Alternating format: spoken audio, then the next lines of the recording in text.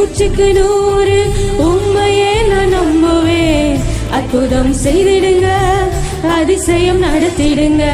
மனிதர்கள் முன்பாக தலை குனிந்து போகாமல் உதவி செய்திடுங்க, உயர்த்தி வச்சிடுங்க.